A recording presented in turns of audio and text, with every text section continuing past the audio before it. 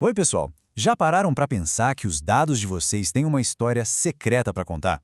Pois é, e hoje a gente vai destravar essa história usando uma tecnologia que vê o mundo de um jeito diferente.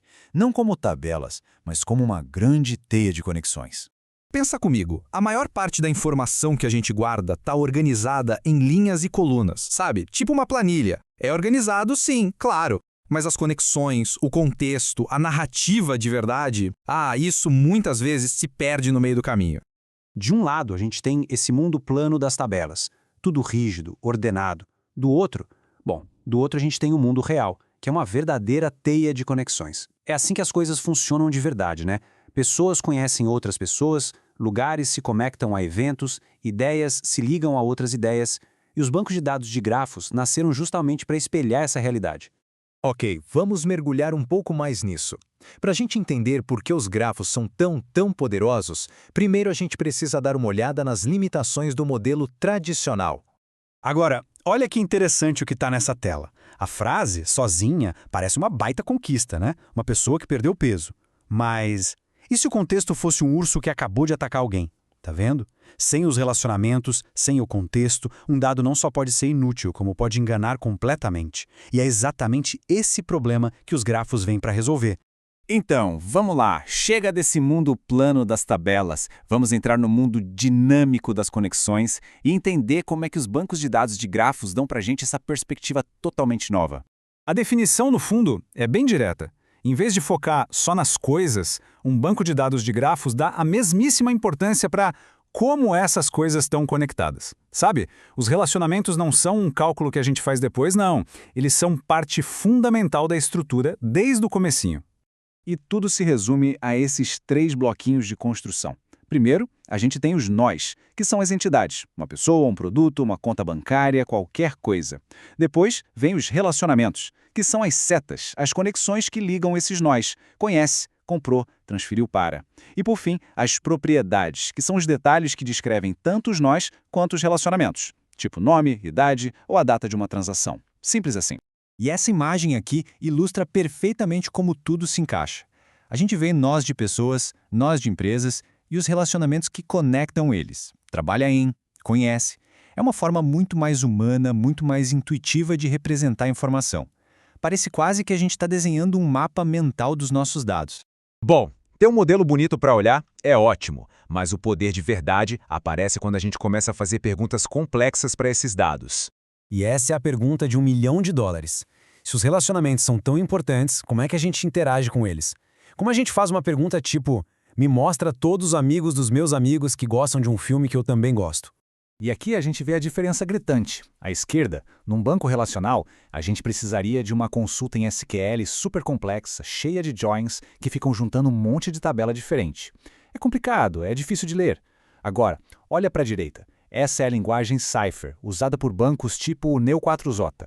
A beleza dela é que a sintaxe, ela imita o desenho do padrão que a gente está buscando. É quase como se fosse um desenhinho para fazer perguntas para o banco de dados. É visual, é limpo e, nossa, é incrivelmente poderoso. E olha, isso não é só teoria, não. Essa tecnologia já está transformando indústrias inteiras e resolvendo problemas do mundo real de maneiras fascinantes. A verdade é essa. Essa tecnologia está por toda parte, funcionando nos bastidores de muitos serviços que todo mundo usa no dia a dia. Por exemplo, quando alguém abre um aplicativo como o Waze ou o Google Maps, está usando algoritmos de grafos.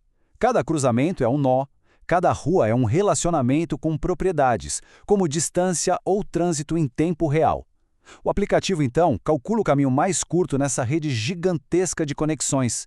Serviços de recomendação tipo Netflix, eBay, Walmart são um caso clássico. Eles criam um grafo gigante conectando usuários, filmes, produtos, avaliações, tudo. Para te recomendar algo, eles buscam padrões.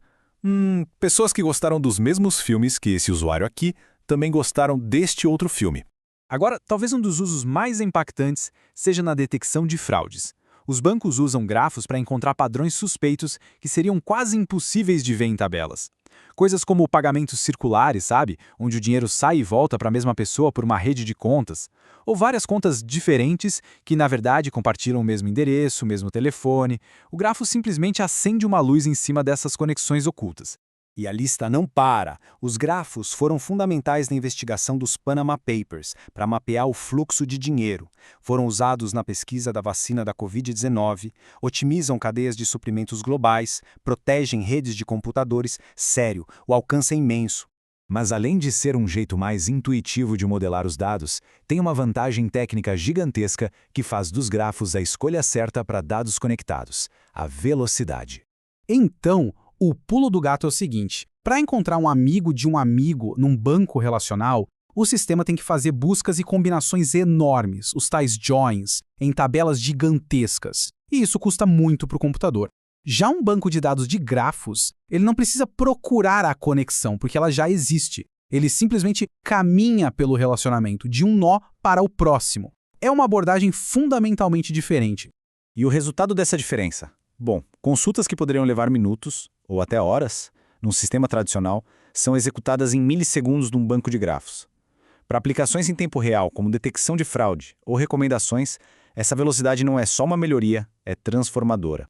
Então, para resumir o que a gente viu hoje, o mundo é, na sua essência, conectado. Os bancos de dados de grafos nos dão um jeito natural e super eficiente de modelar essa realidade. Eles permitem que a gente faça perguntas sofisticadas de um jeito simples e, o mais importante, que a gente tenha as respostas numa velocidade impressionante. E isso nos deixa com uma pergunta final para pensar. Seja num negócio, numa pesquisa científica, numa comunidade, quais são as conexões que ainda não foram vistas? Qual é a história que os dados estão só esperando para contar?